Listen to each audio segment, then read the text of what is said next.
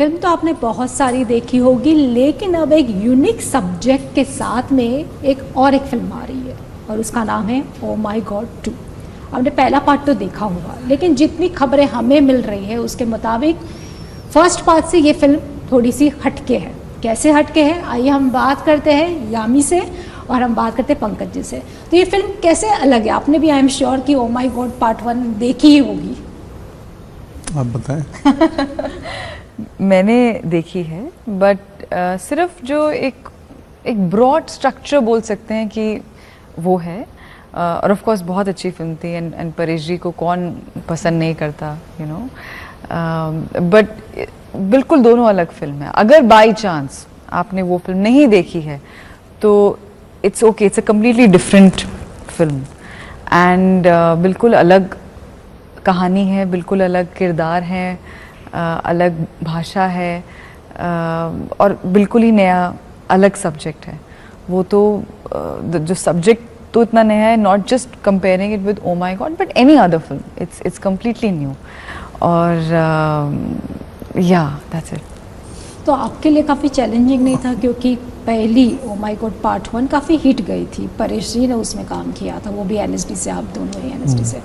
तो थोड़ा सा ऐसा मन में झिझक नहीं हुई कि पता नहीं लोग आपके इस कैरेक्टर को एक्सेप्ट करेंगे कि नहीं करेंगे, क्योंकि ऑलरेडी वो हिट फिल्म है?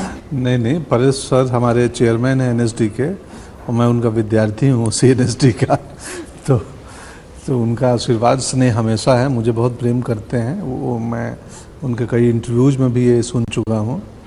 So thank you Paresh sir, धन्यवाद। नहीं, इसका फॉर्मेट और स्ट्रक्चर स्क्रीन प्ले वाइज वैसा है कि ओ माई गॉड 1 की तरह, बाकी कहानी और किरदार बिल्कुल अलग हैं। उनके किरदार का एक्सटेंशन नहीं है, ये ऑल टुगेदर नए लोग हैं। ये आस्तिक हैं, उसमें वो नास्तिक थे, यहाँ कांति भाई जो हैं वो आस्तिक हैं, भगवान के बहुत डिवोटी हैं, भक्त हैं। और उनके जीवन में एक घटना होती है, वो घटना आगे बढ़ती है, फिल्म की कहानी है। और जब घटना, यही कहानी है, एक मिडिल क्लास डिवोटी परिवार जो शंकर जी के प्रांगण के आसपास कहीं रहता है और भक्त है, उसके जीवन में क्राइसिस होती है और फिर वो कहानी कोर्ट रूम तक पहुंचती है। हम लोग मिलते हैं, बहसें चलती हैं जैसे कोर्ट में मुकदमे में होती हैं, और फिर कहानी एक कंक्लूजन पे पहुंचती है।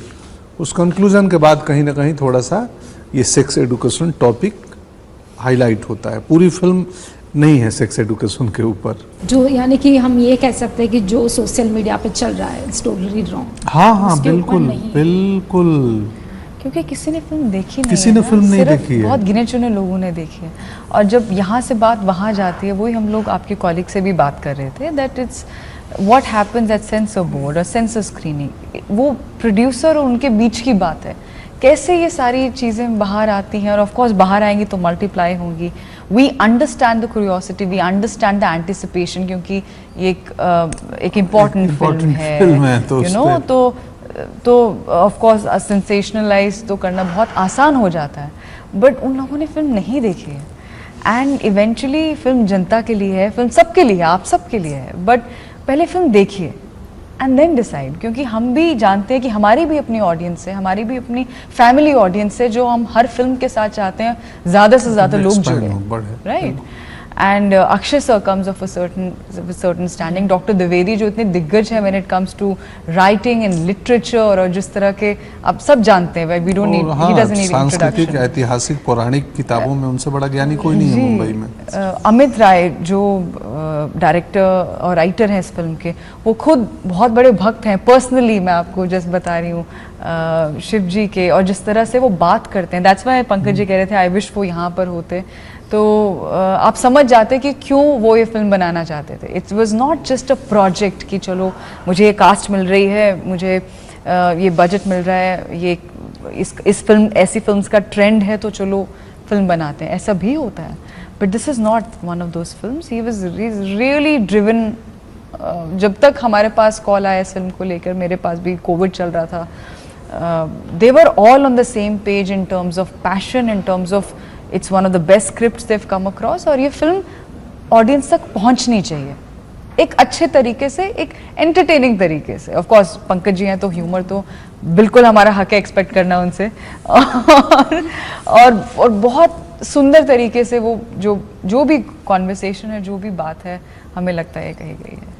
लेकिन आपको ये नहीं लगता कि कहीं ना कहीं ये कंट्रोवर्सी इसलिए शुरू हुई क्योंकि सेंसर बोर्ड ने कुछ कट्स कर दिए सीन और फिर ए सर्टिफिकेट दी? जी, और मैं तो ये मुझे कहूँगी कि विडम्बना है कि जो क्लास को ये देखनी चाहिए, स्पेशली वही टीनेज को, दूर वही रह देखनी जाएगी, वही दूर रह स्पेशली जाएगी। 12+। इसका थोड़ा मलाल होता है। इनफैक्ट आज कोई जर्नलिस्ट ही बता रहे थे अभी थोड़ी देर पहले कि दुबई में 12+ मिला है इस फिल्म को। 12+ में। तो जहाँ की कहानी है, जिस सांस्कृतिक और सनातन की बात कहानी कहती है, तो वहाँ पे ही 18+ का सर्टिफिकेट है। और बट ठीक है, उससे कुछ फ़र्क नहीं पड़ता है। मुझे लगता है जो पेरेंट्स देखेंगे, जो 18+ के लोग देखेंगे, तो जो फिल्म का मैसेज है वो अगर बातचीत शुरू हो जाए, लोग बातचीत करने लगे एटलीस्ट, वो भी तो बहुत पर्पस बड़ी सॉल्व, बात है। वो भी बहुत बड़ी बात है। आई नो कि हमें पता है कि एक फिल्म से दुनिया नहीं बदल जाती है, लेकिन लोग सोचना चालू कर दें, एटलीस्ट बातचीत होने लगे या सहज स्वीकार्य हो जाए तो भी उपलब्धि है। लेकिन आज भी हमारे फैमिली में इस तरह की बातचीत इस टॉपिक पे तो होती ही नहीं। होती नहीं है जी। तो आपकी फैमिली में किस तरह का माहौल है, क्योंकि आपकी बेटी भी टीनेज है, तो किस तरह का माहौल? हमारा तो बहुत अच्छा संबंध है मेरी बेटी से। अभी वो 17th में पहुंची हैं और ऑलमोस्ट मैं कहूँगा कि दोस्ती हो चुकी है। तो बट वो भी हमारा मर्यादा रखती है। दोस्त का मतलब ये नहीं कि, और हम भी उनका उतना ही रिस्पेक्ट, आदर, फ्रीडम देते हैं। तो बहुत अच्छा खुशनुमा संबंध है मेरी बेटी से। और वो संबंध मेरे पिताजी का मेरी बहन से नहीं था, उनमें एक दूरी थी, वो मेरे में नहीं है। तो ये बदलाव तो मैं अपने सामने ही देख रहा हूँ। जो दुनिया में भी अब 48 का होने वाला हूँ, तो हमने जो इंटरनेट युग नहीं था हमारे वक्त में, मोबाइल्स नहीं थे, हम बैठ के इनकी दादी नानी कहानियाँ सुनाती थी रात को सोने के लिए। तो अब तो वो दौर ही चला गया। अब तो मोबाइल बोलता है मैं कहानी सुना दूंगा और फिर आप बोलता है वीडियो फॉर्मेट में देख लो, फिर नींद उड़ जाती है। फिर आपको अब सोने के लिए दूसरी कहानी सुनते, सोने का म्यूजिक कोई लगाओ, बोलता है वो भी है मेरे पास, तुम वीडियो बंद कर दो, वो ऑडियो पे आ जाओ, मैं सुनाऊंगा।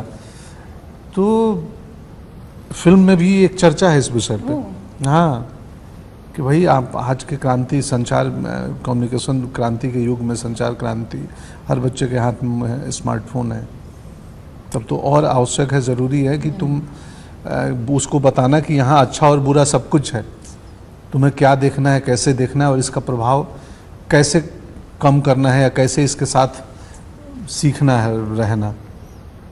हम मोबाइल चलाने के लिए लिए थे, मोबाइल हमें चलाने लगा। खैर, तो फिल्म की स्क्रीनिंग हो चुकी है आपकी फैमिली? हाँ, हम घर परिवारों ने देख लिया हाँ। है। देख ली आपकी फैमिली में? आदित्य ने? बहुत अच्छा लगा।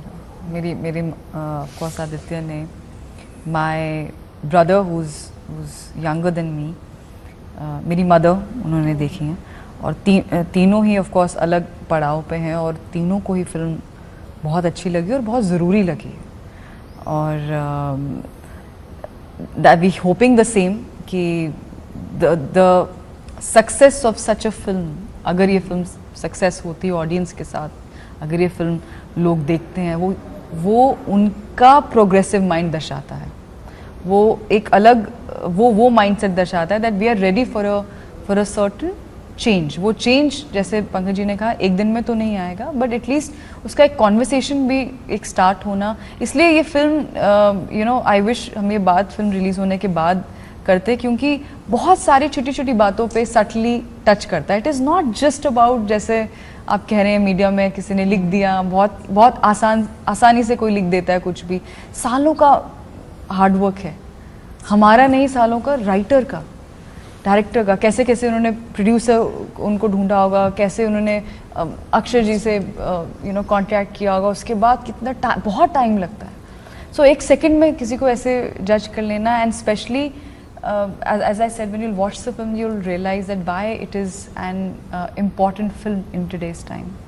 कहीं ना कहीं आपको ये लगता है कि फिल्म का ट्रेलर देखकर कुछ लोगों ने रिलीजियस कलर देने की कोशिश की, इसीलिए ये शुरू हो गया सब? हाँ, हम इंटरनेट पे आजकल क्या है ना, इंटरनेट पे इंटरनेट हमें संदेह में डालता है कि संदेह करो कि ऐसा तो नहीं है, ये तो नहीं होगा, प्लस हम प्रतिक्रिया तुरंत दे देते हैं बिना सोचे समझे।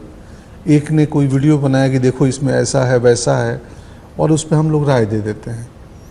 आप ट्रेलर एक 3 मिनट 2 मिनट 30 सेकंड का छोटा टुकड़ा है, फिल्म की कहानी में कुछ और होगा, वो किस संदर्भ में इस्तेमाल हुआ होगा, आपको संदर्भ आगे पीछे का नहीं मालूम है कुछ भी। तो एक विजुअल एक फ्रेम से आप नहीं तय कर सकते कुछ भी कि ये क्या है। बट ठीक है, अभिव्यक्ति की स्वतंत्रता में सब कुछ आता है, आपको जैसा अभिव्यक्त करना है करिए, ये अच्छी बात है, लेकिन जान के करिए। प्रतिक्रिया देने के पहले 3 बार सोचिए कि क्या मेरी प्रतिक्रिया सही है, क्या मैं इस प्रतिक्रिया जिस विषय पे दे रहा हूँ उस विषय के बारे में मुझे जानकारी है। अगर फिल्म पे दे रहा हूँ तो वो फिल्म मैं देख चुका हूँ, नहीं तो हो सकता है कि मेरी प्रतिक्रिया उचित ना हो, क्योंकि मुझे तो अनुमान ही नहीं है।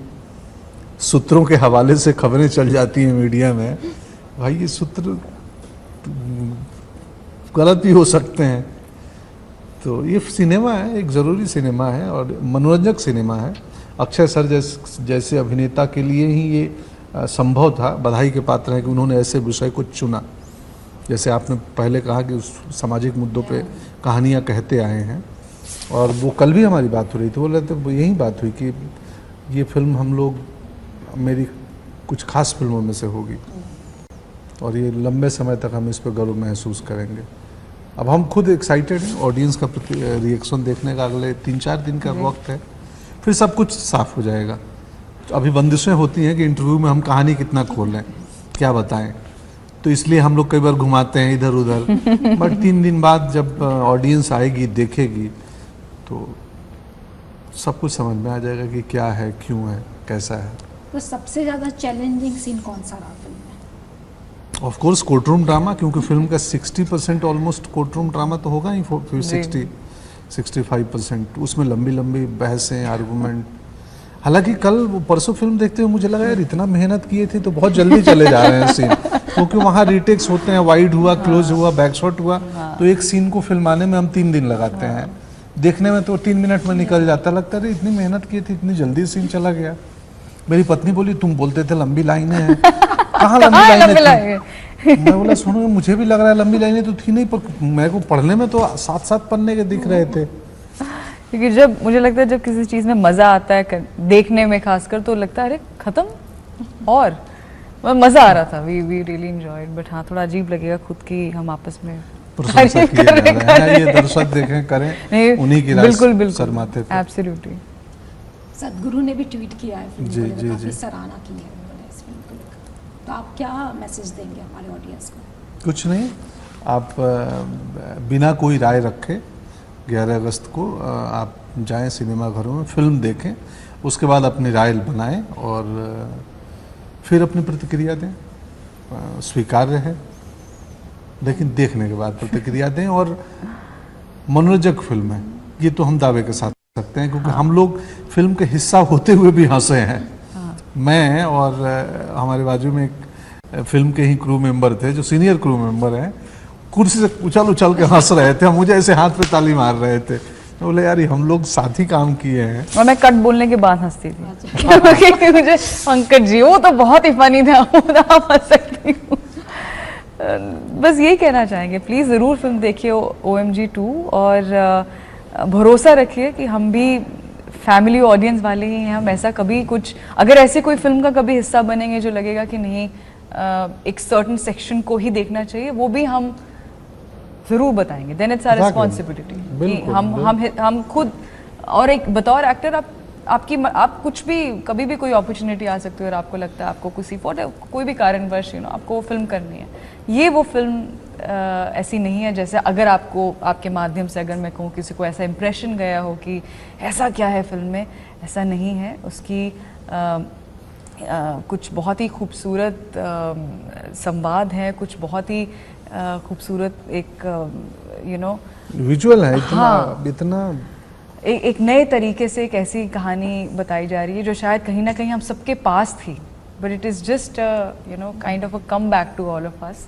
और ऑफ कोर्स जैसे और मैंने कहा भारतीय मूल्यों को ये कहानी सही मायने में स्थापित करती है। जी तार्किक तरीके से हमारे सांस्कृतिक मूल्यों को, हमारी प्राचीन संस्कृति को ये स्थापित करती है फिल्म। चलिए हमसे बात करेंगे, थैंक यू। अरे धन्यवाद मैम, धन्यवाद, थैंक यू।